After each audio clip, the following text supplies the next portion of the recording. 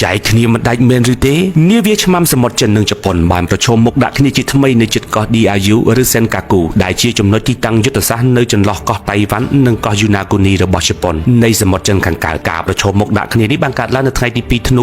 2025ដែលពាក់ព័ន្ធទៅនឹងកប៉ាល់អាបាតរបស់ឆ្មាំឆ្នេរចិនចំនួន2គ្រឿងបានចូលទៅក្នុងដែនទឹករបស់ជប៉ុនជុំវិញកោះ Senkaku នៅព្រឹកព្រលឹមតែម្ដងហើយបានធ្វើដំណើរទៅជិតទូកនេសាទរបស់ជប៉ុនមួយគ្រឿងភ្លាមបន្ទាប់មកកប៉ាល់ជប៉ុនបានអន្តរាគមន៍និងបណ្ដេញកប៉ាល់ចិនទាំងនោះចេញចំណែកឯឆ្មាំឆ្នេររបស់ចិនបានឆ្លើយតបវិញថាទូកនេសាទជប៉ុននោះទេដែលបានចូលទៅក្នុងដែនទឹករបស់ចិនដោយខុសច្បាប់នោះទោះបីជាយ៉ាងណាក៏មិនមានការទូអាវុធឬបណ្ដាលឲ្យមានអ្នករងរបួសឡើយកាសែត South China Morning Post កាលពីថ្ងៃទី2ធ្នូ2025បានរៀបរាប់ថាឧបទ្ទវហេតុនេះគឺជាការប្រឈមមុខដាក់គ្នាដោយផ្ទាល់នៅឯសមុទ្ររវាងនាវាល្បាតនៃប្រទេសទាំងពីរជុំវិញកោះដែលមានចំនួនដោយភាគីនីមួយបន្ទោសភាគីម្ខាងទៀតថាបានបំពានទឹកដីនិងមានការចោទប្រកាន់គ្នាទៅវិញទៅមក Senkaku និង Diaoyu គឺជាឈ្មោះដែលសំដៅលើប្រជុំកោះតែមួយដែលជប៉ុនដាក់ឈ្មោះថា Senkaku និង Diaoyu គឺជាឈ្មោះដែលចិនបានប្រើប្រាស់តែប៉ុណ្ណោះជាមួយគ្នានេះក៏គ្មាននរណាម្នាក់រស់នៅលើកោះនោះជាអចិន្ត្រៃយ៍ផងដែរចំនួននេះគឺផ្ដោតទៅលើកម្មសិទ្ធិអធិបតេយ្យនៃកោះនិងធនធានធម្មជាតិដ៏ច្រើនសន្ធឹកសន្ធាប់ដូចជាប្រេងអ៊ូស្មန်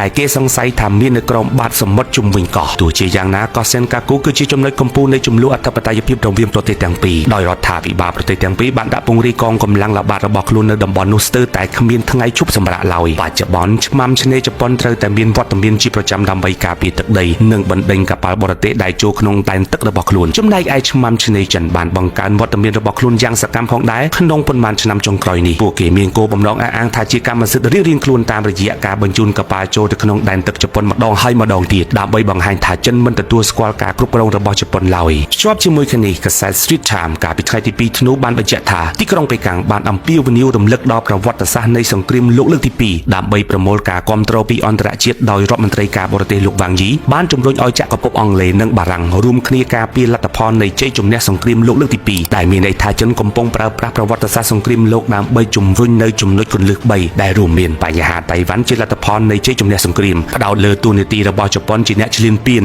ដោយចិនបានក្រើនរំលឹកដល់អតីតសម្ព័ន្ធមិត្តដូចជាអង់គ្លេសនិងបារាំងថាជប៉ុនគឺជាអ្នកចាញ់សង្គ្រាមហើយជាប្រទេសដែលធ្លាប់ឈ្លានពានដែលគូបកងទៅនឹងក្នុងការចង់ចូលរួមសង្គ្រាមនៅចំនួនតៃវ៉ាន់ថាគឺជាការបំពានគោលការណ៍សន្តិភាពក្រោយសង្គ្រាមដែលហាមឃាត់ជប៉ុនមិនឲ្យប្រើប្រាស់កម្លាំងយោធាដោយសេរីនិងគន្លឹះចុងក្រោយនោះគឺថាជំរុញឲ្យបារាំងនិងអង់គ្លេសរក្សាជំហរអព្យាក្រឹតគឺរួមគ្នាការពារលទ្ធផលនៃជ័យជំនះសង្គ្រាមលើកទី2ឲ្យគាំទ្របង្រួបបង្រួមតៃវ៉ាន់ជាមួយចិនដោយឡែកជប៉ុននៅតែរក្សាជំហរដ៏រឹងមាំជានិច្ចក្នុងចំនួនដែនកោះសមុទ្រតៃវ៉ាន់ដោយថាការឈ្លានពានរបស់ចិនចូលតៃវ៉ាន់ជប៉ុននឹងមិនស្ទាក់ស្ទើរក្នុងការចូលអន្តរាគមន៍នោះទេបន្ថែមពីនេះអ្នកនយោបាយជប៉ុនមួយចំនួនយល់ឃើញថាអ្នកស្រីតាកៃឈីនិយាយត្រង់ពេកហើយធម្មមនុញ្ញសន្តិភាពរបស់ជប៉ុនមានភាពតឹងរ៉ឹងបំផុតហើយការប្រកាសថាជប៉ុននឹងចូលសង្គ្រាមនៅតៃវ៉ាន់អាចជំរុញឲ្យមានការតវ៉ាពីសាធារណជនជប៉ុនដែលប្រកាន់គោលការណ៍ប្រឆាំងទៅនឹងសង្គ្រាមក្រោយឆ្នាំ1945តើប្រិយមិត្តយល់ឃើញយ៉ាងណាចំពោះជំហររបស់ជប៉ុនលើចំនួនដែនកោះសមុទ្រតៃវ៉ាន់